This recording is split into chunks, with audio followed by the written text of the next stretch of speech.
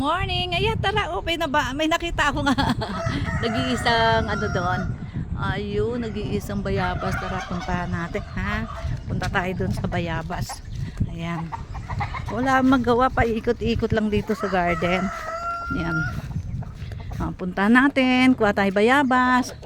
Ayan. Mga nagsasalubungan na ang aming mga ano. O, dito tayo. Tara. Tara. Busog yung mga yan kaya hindi sumusunod kasi nga nakakain lang nila. Ayun na, bayabas. Ayan. Oh, di ba bayabas? Oh, di ba? Ang sarap. Hinog na yan eh. Pa isa-isa nga lang makikita mo hinog ng bayabas kasi minsan. Ayun. Pag marami kasi inuunahan ako ng bird. Ang daming bird kaya dito. Ayan oh. Ayan, pa isa-isa. Oy, ang dali. Pag hinog kasi ito, bukas naman yan. Ayan, oh. Pag nakadalawa ka na sa isang araw, okay na yan. Ayan, oh. Nakakatuwa talaga. Ayan. Ayan, oh. Ang daming sisiw, oh. Kasi ang daming nangingitlog talaga. Kaya ayan, oh. Sisiw, oh. Ang dami. Ay, ito yung sisiw na isa. Napapasama siya kasi pag yung nagpapalimlim sila, sinasama na iba-ibang itlog. Ito yung isang malaki yung binili ni Kaokap dun sa exhibit. Ayan o, siya nabuhay, iisa lang siya. Ayan o, may bedya sa paa. Yan.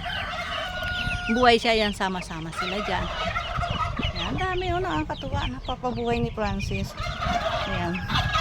Kaya pinaparami pa. Ruben. Pinaparami pa ni Kaoka. Ayan, natutuwa lang siya kasi dumadami siya. Ayan. Ayun, yung mga puti doon. Ayun. Napaparami niya kasi gusto niya kasi marami. Ayan.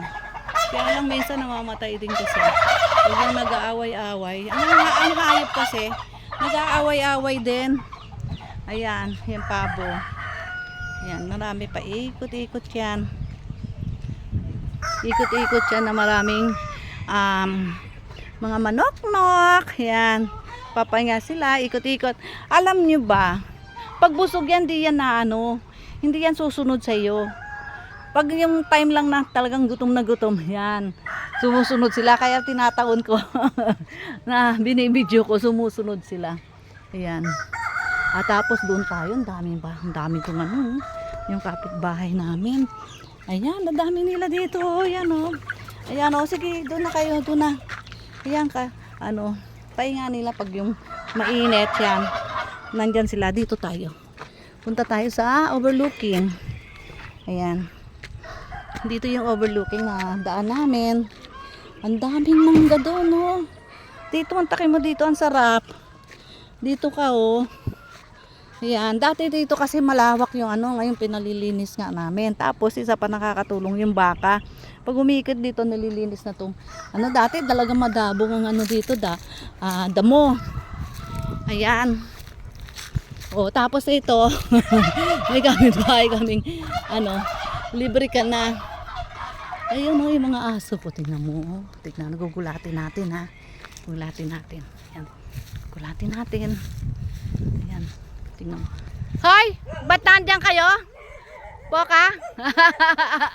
Ayan. Oh, ba't nandiyan kayo? Bebe ko. Bebe ko. Ang sarap naman ng pahingahan nyo. Ayan o. Ayan o. Oh. Ayan, ang daming bunga. Ba't nandiyan kayo, bebe ko? Ayan o, yung mga mangga. Dami bunga yan. Free yan o. Pag namasyal kayo yan. Kukuha na lang tayo dyan. Laki ng puno. Kasi bakanting lote to. So, wala pa naman yung may-ari. Yan. So, libre. Dami dito. Kukuha kami. Yan, oh. Mangga. O, diba? Yan, dami niyan. Ba't nandiyan ko? Ang charap-charap ng tulog ninyo dyan na, bebe, ah. Ang charap-charap ng tulog nyo dyan, ah. Yan, dito, oh. Ang sarap dito, diba? Yan. Bukid na bukid. Oh, ayan. Dito kayo tulog. Kumain ka na po ka? Uwi ka mamaya ah. Po ka.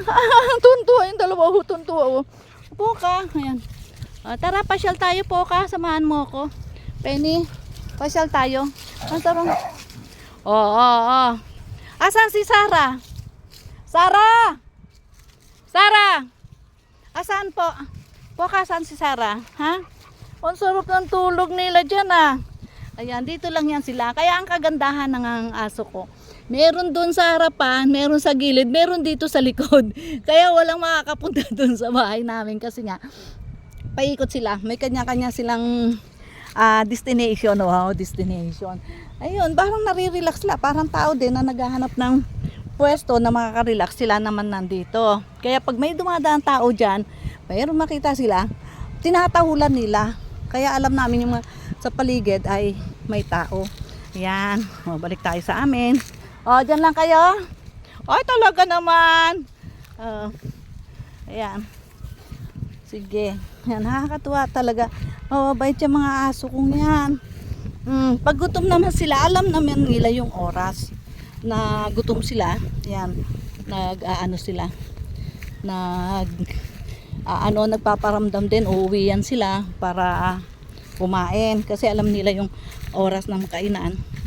Yan, pag oras na nakakain na sila, yan, kanya-kanya na silang destinasyon ng higaan, pahingahan. Yan, ito yung sa amin. At least yan, no. Dati kasi haba ng ngayon may baka kasi dito sa likod na si Mang Ado. Ayan, nalilinis siya. Yun.